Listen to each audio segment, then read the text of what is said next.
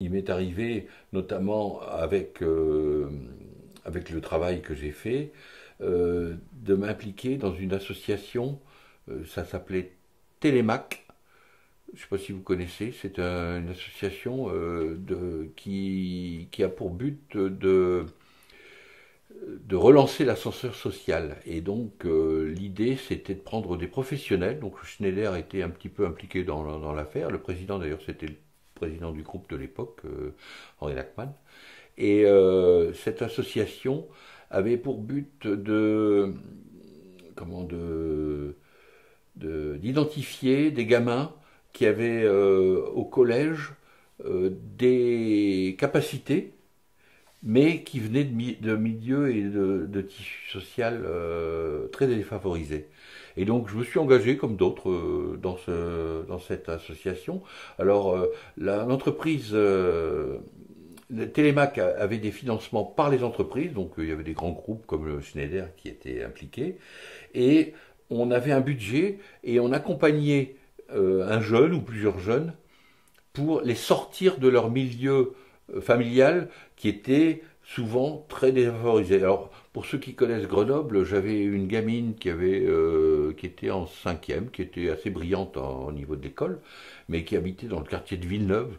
C'est le quartier de Villeneuve, si vous connaissez, c'est celui où il faut toujours regarder de où ça vient, parce qu'on peut ramasser une gazinière sur la tête quand on passe près des murs. Ou, enfin, c'est un ancien quartier qui a été construit à l'époque des Jeux Olympiques et qui était dramatique. Et cette gamine, avec qui avait des parents formidables, mais qui avait aucun moyen, qui parlait à peine français puisqu'elle était d'origine marocaine, elle était française, mais les parents étaient marocains.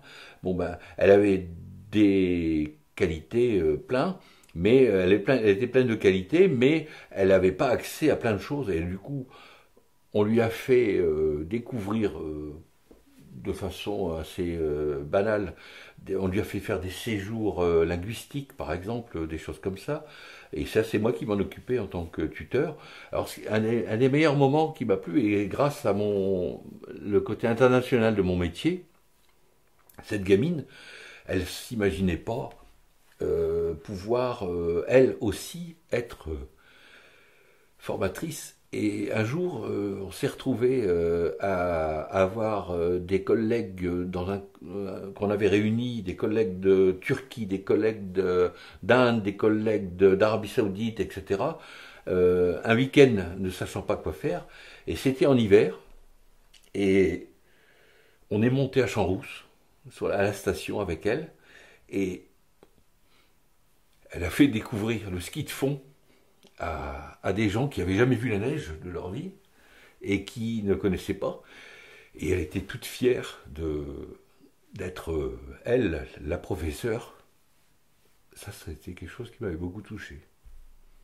J'en suis encore un peu ému. J'ai arrêté parce que, en quittant Schneider pour la retraite, j'ai arrêté, mais c'est vrai que c'était quelque chose qui m'avait beaucoup plu pendant quelques années de la suivre.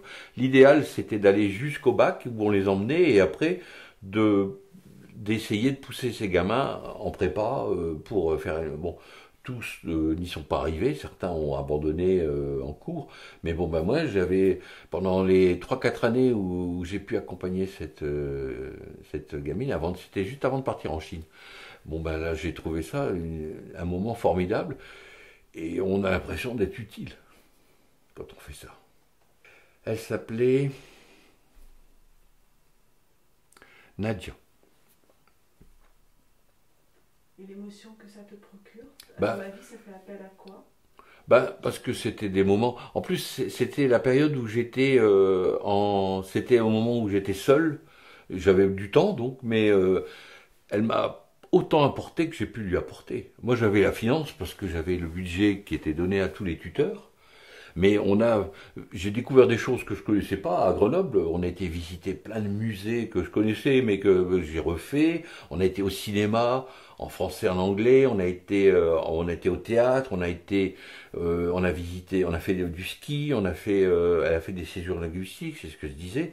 Mais derrière, on a fait des choses et qui m'ont permis de passer le. Et si je suis ému, c'est parce que aussi c'était dans une période assez difficile pour moi, parce que traverser un divorce, c'est jamais facile, et j'avais l'impression de faire avec cette gamine ce que je ne pouvais pas faire avec mes enfants, parce que mes enfants n'étaient pas dans une écoute à l'époque, parce qu'en fait, ils avaient pris à l'époque une certaine distance avec le divorce.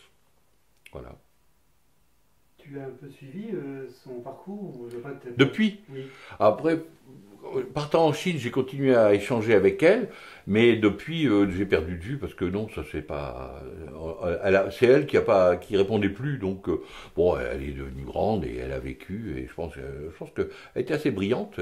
Et ce que je trouvais bien dans cette association, c'est que on sortait des gamins qui visiblement, quand on arrivait à les emmener comme ça jusqu'en fac ou bah, c'est des gamins qui de toute façon auraient échoué certainement si ils n'avaient pas eu cette ouverture d'esprit qui est importante et ça c'est quelque chose qu'on pouvait leur donner parce qu'on avait du temps et des moyens. Tu dis ouverture d'esprit. Est-ce qu'on pourrait pas rajouter valorisation aussi? Valorisation, oui, tout à fait. L'anecdote que je cite avec ces étrangers là, bah, elle était fière après. On avait tourné un film sur ça et puis elle avait montré ça à ses camarades de classe et elle était vraiment très fière. Parce que il y avait aussi qui faisaient ça de façon très dilettante et qui était. Mais là, moi, comme j'étais disponible parce que en cours de divorce, bah, ça m'avait vraiment beaucoup. Je pense que ça m'a autant aidé à sortir de cette mauvaise passe qu'elle à sortir sa précarité et de sa zone dans laquelle elle vivait, malgré des parents formidables qui à chaque fois qu'ils me recevaient, mais j'avais pas besoin de ça parce que c'était des cornes de gazelle. Hein. Et oui, des cornes de gazelle et le thé à la menthe, des gens charmants.